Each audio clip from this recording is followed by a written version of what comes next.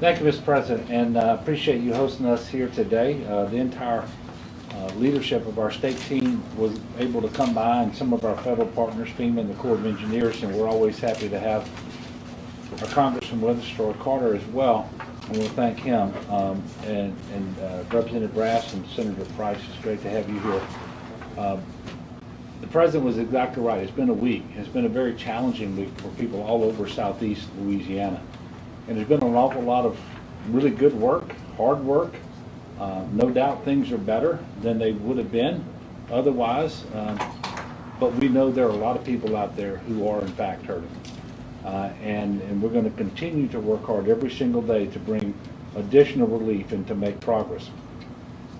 We also had an opportunity to go to Assumption Parish earlier today and meet with their officials as well.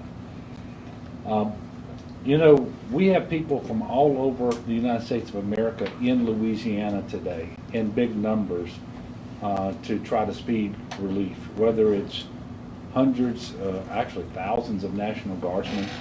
We've got state troopers, we've got sheriff's deputies, we've got people who are involved in search and rescue, you name it. I was able to send a letter to each governor who thus far has sent personnel and assets into Louisiana to thank them on behalf of all of our people, and I just wanted to do that again at this press conference today. We really appreciate the help that we have received, and it has been very generous help, and it's going to be necessary for quite some time. Unfortunately, we have seen a lot of loss as well. You may have seen where the confirmed death total related to Hurricane Ida has now reached 13. The latest death involved a 74-year-old male in Orleans Parish who tragically passed due to heat exhaustion, and it appears a lack of oxygen as well during the power outage. Heat is a major factor right now. That's especially true in areas without power, because you can't go in and cool off with air conditioning. You typically can't go in and get a cold drink of water and that sort of thing. So please, take advantage of cooling shelters if you can. Run your generators if you have them, but do it safely. And make sure you continue to check on your neighbors, especially those who are elderly or have special needs. We are obviously, and you're going to get some detailed information about this in a little bit, but we're working through the National Guard and others to get water into places without power and where water is still out. And we know we're doing that with ice as well, but it's very, very difficult to get it to everyone who is in need. So please do what you can and check on your neighbors. I want to take a moment to go through the programs that are currently available for assistance, because we need as many Louisianans who need this assistance to make sure that they apply and receive it as soon as possible. First of all, to apply for FEMA assistance, you register at disasterassistance.gov or by calling 800-621-3362. As of today, FEMA has received more than 380,000 applications for disaster assistance. That's 380,000 families, by the way. And nearly $165 million has been approved to help Louisiana residents recover. It is important to note, and it's kind of sad that you have to talk about these things while you're still trying to respond to people who are in need of assistance, but there are people out there who are going to try to take advantage of this situation and advantage of our survivors. And so please beware of scams. If you have any doubts as to whether a FEMA representative is legitimate, or someone who purports to be a FEMA representative, I should say, hang up on them if they've called you. Or you can call FEMA at 800-621-3362 to report the incident. And understand that anyone who works for FEMA who shows up at your residence is going to have an ID card. And they're never ever going to ask you for money. And if someone comes there, and whether they're a contractor or they say they're from FEMA or whatever, take a picture of them. Take a picture of their automobile, take a picture of their license plate. Chances are, if they're trying to scam you, that's all you got to do to make them go away. But still report it to law enforcement. The Army Corps of Engineers has activated its Blue Roof program. There are more than 36,000 applications for this program. It is free to homeowners in the following parishes: Ascension, Jefferson, Lafourche, Livingston, Orleans, Plaquemines, St. Bernard, St. Charles, St. James, St. John the Baptist, St. Tammany, Tangipahoa, Terrebonne, St. Helena, and just added today, Assumption Parish. Additional parishes are being assessed. This program is a free service to homeowners. If you have any question about whether you are eligible to participate in this program, please call and register, and they will send individuals to your home to assess it. I do encourage you to take advantage of this program. We were able to see the difference last year in Southwest Louisiana between those homeowners who did and didn't. And quite frankly, the tarps that were put up by individuals didn't make it through Hurricane Delta, but those that were put up by the Corps of Engineers did. These are professionally installed blue roofs. So please take advantage of this program. Again, this service is free to homeowners, and it has to render your home habitable, meaning they're not going to put a roof on your home if that isn't going to allow you to live in your home. But again, if you have any questions, contact them. You can do that at 1-888-BLUE-ROOF. I'm sorry, scratch that, 1-888-ROOF-BLUE. And that number is 888-766-3258. Or you can sign up at blueroof.us. Disaster unemployment assistance has been turned on for the 25 parishes that are part of the major disaster declaration that the President granted. At our most recent update, 11,000 claims have been filed in the declared parishes. The best way for you to make your application is to go online, visit www.laworks.net, and you can also use the LWC Hire portal. There is a phone number that will be active tomorrow. Call center will start tomorrow. I guess it's appropriate. Tomorrow is Labor Day, and the workers, the Louisiana Workforce Commission will have a call center operating at 866-783-5567. I do want to thank again President Biden for his assistance thus far, and at my request he did turn on transitional sheltering assistance. That's going to bring some much needed help to individuals and families who need temporary housing. This program is eligible, is for eligible survivors with a damaged dwelling address within the federally designated parishes. And I have to read this list again too, because sometimes these lists of parishes are different. It's Ascension, Assumption, East Baton Rouge, East Feliciana, Iberia, Iberville, Jefferson, Lafourche, Livingston, Orleans, Plaquemines, Point Capee, St. Bernard, St. Charles, St. Helena, St. James, St. John the Baptist, St. Martin, St. Mary, St. Tammany, Tangipahoa, Terrebonne, Washington, West Baton Rouge, and West Feliciana. They are eligible to stay in hotels in 10 different states, and that includes Louisiana. The additional states are Alabama, Arkansas, Georgia, Florida, Mississippi, New Mexico, Oklahoma, Tennessee, and Texas. Now these applicants, if they're eligible, they have to find and book your own rooms, and there's a list of participating hotels, and it's posted at disasterassistance.gov, and it's under the Transitional Sheltering Assistance Program. You can also get it again by calling the FEMA helpline, 1-800-621-3362. For TTY, call 800-462-7585, and for 711 or video relay service, call 800-621-3362. Including EMAC and Title X forces, there are 8,406 service members activated in support of current operations in Louisiana, and that includes the entirety of the Louisiana National Guard. Of that number that I just gave you, we've received 2,676 guardsmen from other states pursuant to the request we made through the EMAC process. And just to give you an illustration of how this really is a team effort, not just here in Louisiana, but across the country, the 11 states who've sent National Guardsmen are Alaska, Arkansas, Florida, Georgia, Kansas, Mississippi, Missouri, North Carolina, Oklahoma, Tennessee, and Texas. And we are integrating them into our operations here across southeast Louisiana. Additional forces from Alabama, Kentucky, and South Carolina will arrive later today. In addition to all of that, there are 347 active duty service members who are working in Louisiana in support of Hurricane Ida response operations. Today, the National Guard is supporting 64 points of distribution in 3 hubs across 16 parishes. 12 additional pods are staging today.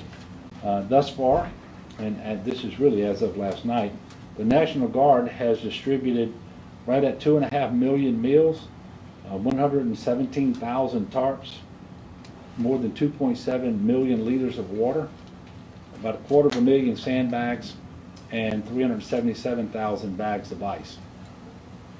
Electricity continues to be very challenging across southeast Louisiana.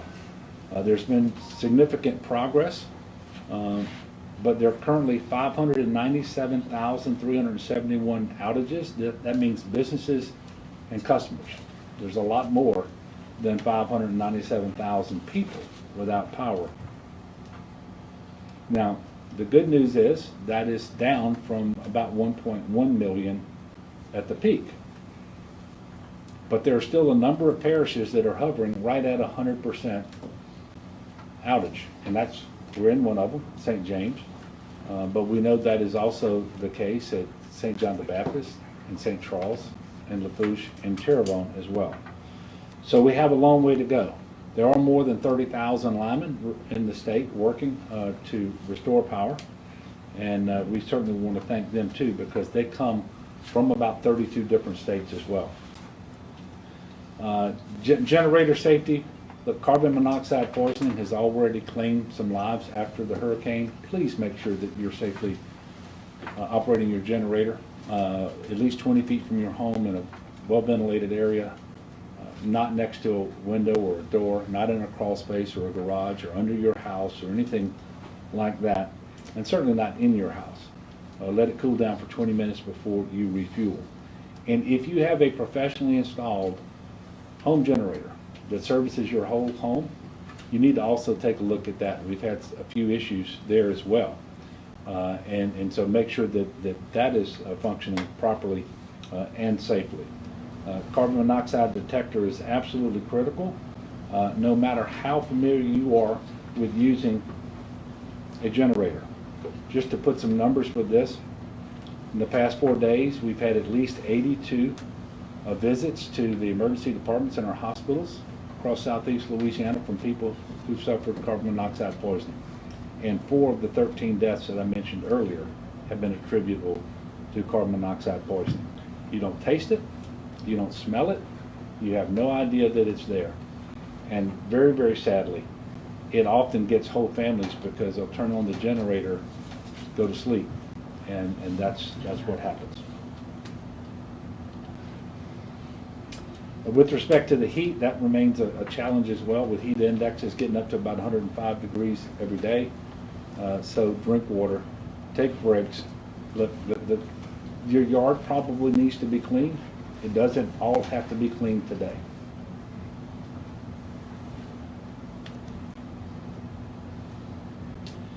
As of 7:30 this morning, DOTD was still reporting 60 weather-related closures. We have already started picking up debris in the following parishes: Ascension, Assumption, St. James, St. Bernard, Orleans, Plaquemine, St. Helena, and Livingston. And over the next 24 hours, debris pickup will begin in Jefferson, St. Charles, Tangipahoa, St. John, Washington, and St. Tammany. The Houma Tunnel now has a generator and it's operational. Inspections of movable bridges show that many have been compromised and are inoperable, either because of marine to either marine or vehicular traffic. So it's one or the other, but not both. Crews continue to replace signage and traffic signals across the state. They also were, DOTD transported 620 evacuees yesterday. And I encourage everyone, especially since we still have those 60 outages, check with 511la.org before you leave your house to make sure that you can get where you're trying to go by the route that you have planned. It may be necessary to get a new route. The state fire marshal has assessed just about 45,000 homes as of the meeting this morning. He's reporting that just about 7,000 of them have been determined to have major damage, and close to 1,900 of them have been destroyed. And again, there are many, many more residences to be assessed. As of 8 o'clock this morning, there were 3,560 people being sheltered in 23 shelters across the state. If you need any shelter information, if you're looking for a shelter, please text LA Shelter to 898-211, or you can call 211. Louisiana's federal DSNAP request is in process, but residents can pre-register now for DSNAP. This is the Disaster SNAP Assistance, and then it will be much easier for you to access these benefits if and when it's approved. And it will be approved. It's just a matter of time. And DSNAP always follows the storm by 3 to 4 weeks, because you can't load people's cards until grocery stores are open in their area. It really doesn't do them any good. So we got to get to a certain threshold of stores that are open and stocked, and then we will be running DSNAP. We've actually pioneered the process of doing virtual DSNAP last year after Laura, and we will do that again this year because of the COVID environment. But you can text LA DSNAP to 898-211 for more information. We're also working to get mass replacement benefits for SNAP recipients in parish where at least half of the residents lost power for 24 hours or more. And others will be able to apply. So we'll be giving you more information about that later. I am getting to the bottom of the information that I have for you. DCFS has launched Connect as a way for families to locate loved ones who evacuated from Hurricane Ida to a state shelter. So if you're looking for someone, you can call 225-342-2727 between the hours of 7 and 7 to reach the Connect line. Or you can fill out a form at dcfs.louisiana.gov/connect.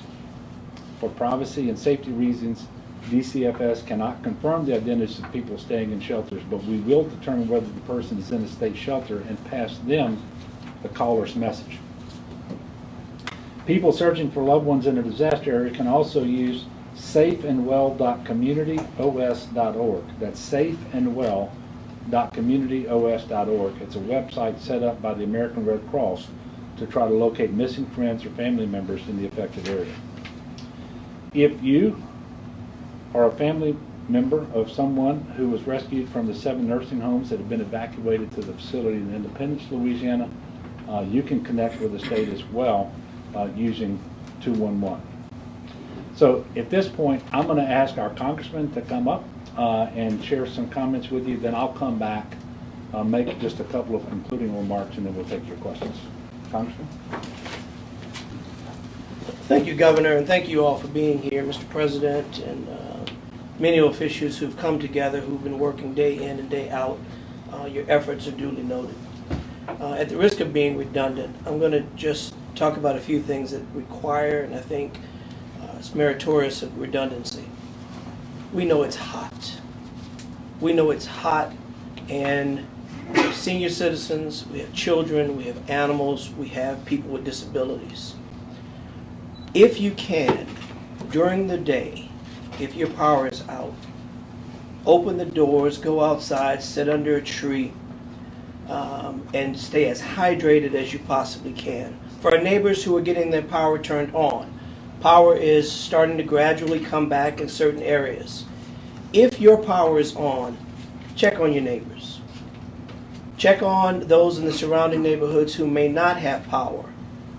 This is now a great time for us to demonstrate the resiliency and the love for each other as a strong community that we know we are. Reach out to your friends, reach out to people you don't know, try to provide resources to assist.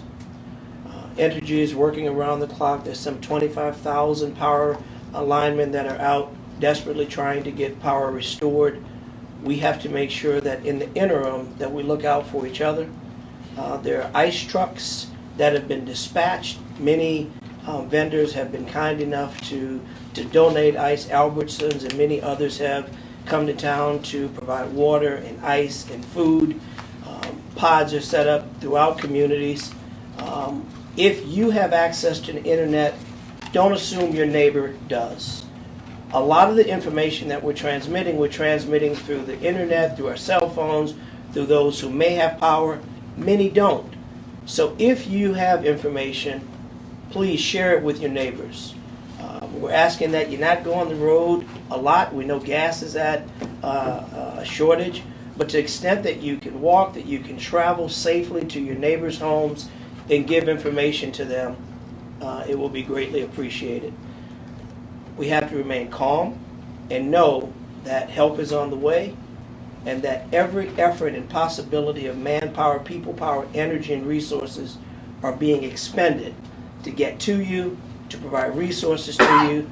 The President and the administrator of FEMA were on the ground with us on Friday, visiting throughout the state. The President has said in no uncertain terms that he commits the full faith and credit of the entire United States to not only building back, but building back better. We're going to be stronger, we'll be more resilient, we'll do things better than we've done before, and most importantly, know that we're trying to get resources to you just as fast as possible. God bless you all.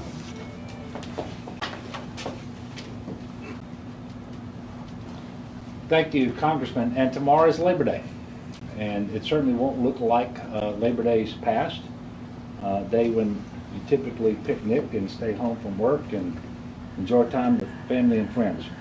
But you can still do things for family and friends. And you can do exactly what the Congressman just mentioned, and that is just be our normal Louisianan selves in times of need and in times of disaster. And I know that we will all do that.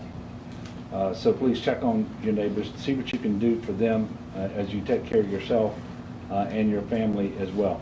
The sense of community here, I think, really does set us apart, and it serves us so well in challenging times like those that we are currently facing.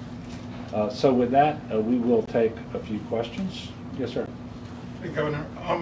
In addition to the 7 senior homes that you mentioned that the state shut down, yesterday 8 were evacuated in Orleans Parish as well. Number of deaths, the death you mentioned earlier about the elderly person. Is there a better way for us to be able to do this? We understand that it's an unprecedented storm, knocking out power across the state. But those are the questions that many are asking with regards to how we are dealing with seniors in this situation. Yeah, well, unfortunately, when you have a very, very powerful storm coming on shore, evacuations are the proper thing to do. And that's always a tough call because you're dealing with a very frail and fragile population inside these shelters. And just the act of moving them can sometimes bring about, unfortunately, deaths. And we've seen this in more disaster evacuations than not, in certain numbers and so forth.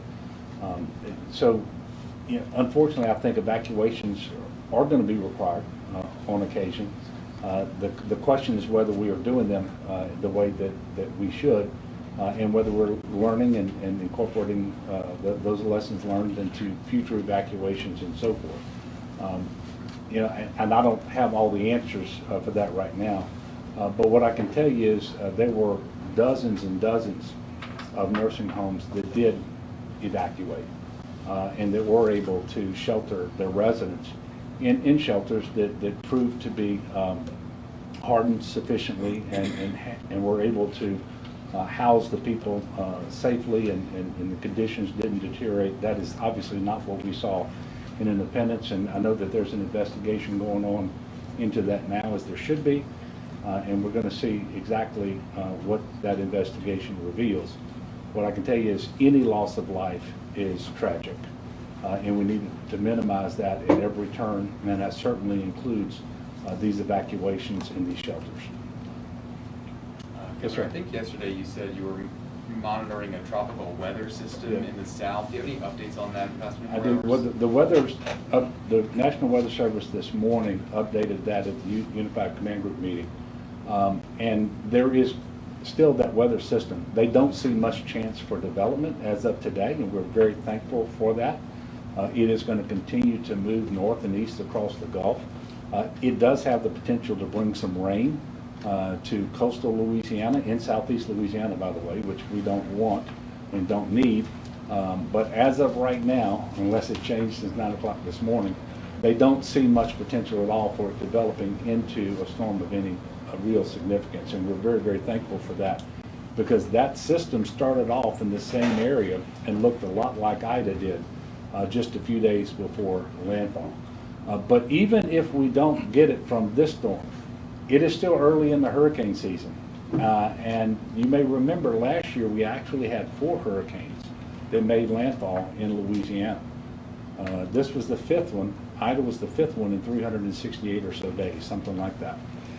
So we all have to be prepared for that next hurricane, and we have to assume that it's going to come before we are recovered from this one. It could come before we finish actually responding to this one, and that makes it very, very hard to prepare for and respond to the next one. It's something we talked about here with the emergency operation at the Emergency Operations Center in St. James with all the parish officials. It's something we're talking about at the state, but it's also something we need families to talk about to make sure that they are as ready as they could possibly be. Governor, do you know any more than you did a few days ago about the nursing home residents who died? In the No, warehouse? I mean, I know the number, and I know that the coroner has confirmed that they are storm-related. I don't know that the specific causes of death have been determined, and those typically come out on the death certificates and so forth. I don't know any more about the deaths other than I believe we're reporting 5 now, and that's 5 of the total of 13 deaths that have been confirmed to be storm-related. Yes, sir. 5 recent hurricanes, you mentioned yesterday, strained healthcare workers amidst a resurgence in COVID, no power, infrastructure issues. Just wondering what keeps you up at night as Louisiana faces seemingly unprecedented challenges? You know, a lot of things keep me up at night, obviously. Last night it was particularly difficult to sleep because I knew that we still had so much work to be done across the state. And I'm worried about this storm and its aftermath, restoring people with electricity, and in most cases that means their water services are going to be restored as well. That's a big key to getting all the refineries back into operation and getting enough fuel back into our gas stations and so forth. So electricity is really, really important to run our hospitals that were slammed just at 100% occupancy before the storm ever hit. It's all very challenging to know that we're still in the 4th surge of COVID. Now, we're doing better than we were, but we still have more people in the hospital today than we had at any point during the first 3 surges. And you know, I like to make this point, not because it warms my heart, but because it's important to make. 13 deaths from the storm thus far. The last 7 days that we reported, and we didn't report yesterday or today, the last 7 days we reported our COVID deaths were 350. So it's incumbent upon all of us to do what we can to minimize transmission in cases, to minimize hospitalizations and deaths. And you know, our healthcare workers have just been slammed for a year and a half. I've been asked about this today. You know, it happened here. The sheriff was mentioning it. People's emotionally just drained, and too many people across our great state have faced an awful lot of adversity over the last year and a half. And if you started that process with some mental illness problems, then they're probably much worse than they are. They're much worse today than they were before. I mean, you think about those hurricanes that I just mentioned. Think about the winter storm. Think about the May flood. Now this hurricane, and all of this happening during a pandemic. It is, it's why I asked the president for a social services block grant.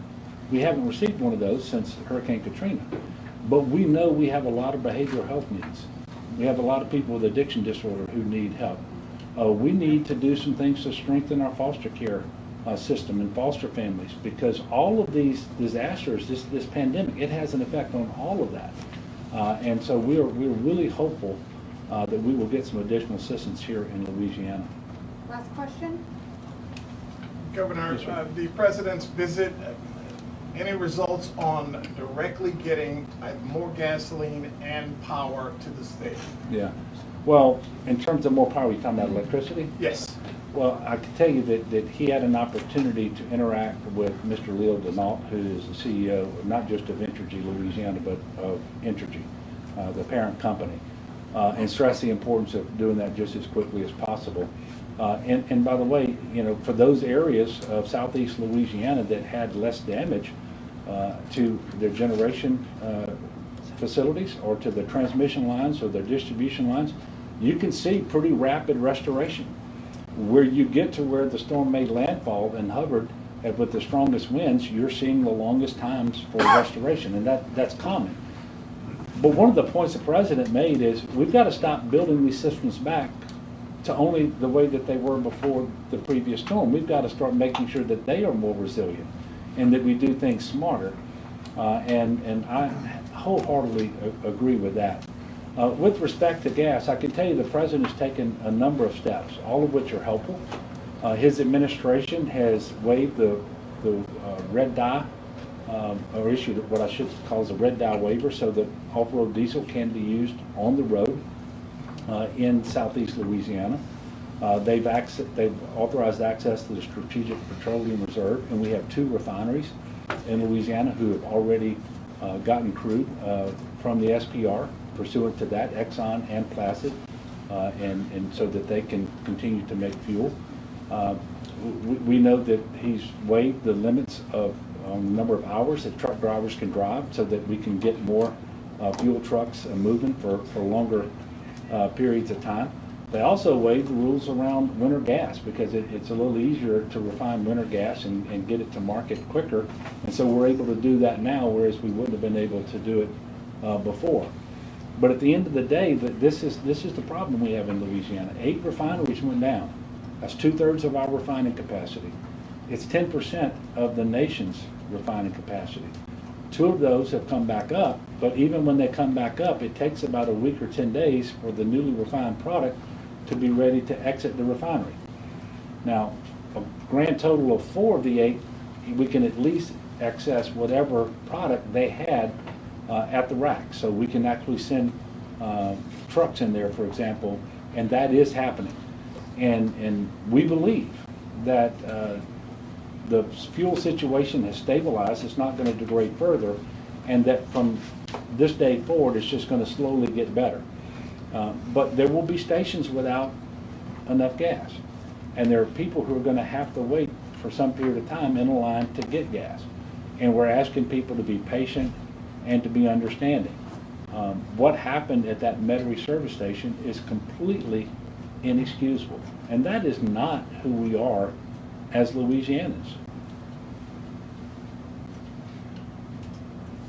That is just not who we are. We're better than that. So the president has been helpful, but these are very difficult challenges to solve overnight. But I believe we're going to see improvement from this day forward.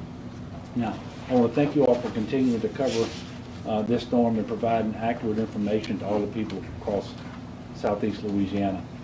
I want to continue to urge people to be patient, be good neighbors, follow whatever your local officials are telling you. I know, for example, there's a 7 p.m. to 7 a.m. curfew here in St. James Parish. Follow that. It's for your own safety. We have elevated law enforcement all across southeast Louisiana, because when it's dark, sometimes people get a little foolish and they think they can get away with something that they would never contemplate otherwise. That's not going to happen. We have elevated levels of law enforcement all across the state of Louisiana, And by the way, these communities in the parishes that I just mentioned, where you have virtually 100% outages on electricity, it is not time to come back if you're evacuated. If you can stay where you are, or if you need additional assistance, call us. Access that assistance that I'll talk to you about. Because it is very difficult to sustain yourselves here. The schools aren't open, the stores aren't open, the hospitals are slammed if they're open.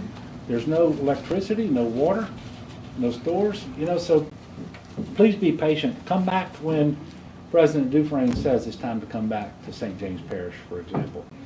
And if you need help staying on, access all of the assistance that we went over before. So let's continue to lift one another up in prayer. Let's work together. Let's get through this, and I know we will. I know we will. It's going to take some time. We're going to be here all the way through the process, working with our federal partners, all of our local partners. And I just want to thank, again, the people of Louisiana. Sometimes we get focused on the negative stories. I can assure you of this. There are 1,000 acts of kindness for every bit of foolishness that's happening out there. And I probably am understating that tremendously. There are at least 1,000 acts of kindness happening out there for every act of foolishness and meanness. That's why the people of Louisiana continue to inspire me. Thank you all, and God bless. Beg pardon? Oh, God bless you. Thank you.